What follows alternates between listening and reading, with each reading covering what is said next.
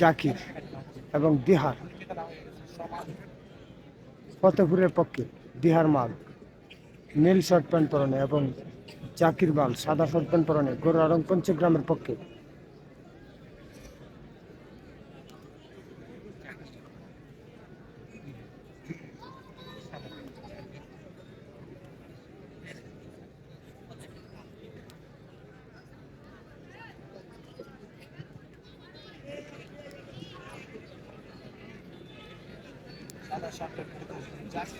জাকির কিন্তু আহ্বান চেষ্টা করছেন পরাস্ত করার জন্য,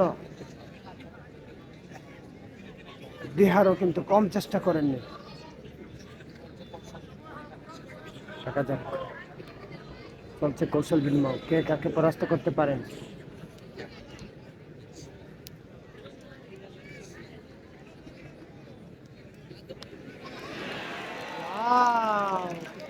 জাকির মাল ইতিমধ্যে দিহার মালকে পরাস্ত করলেন।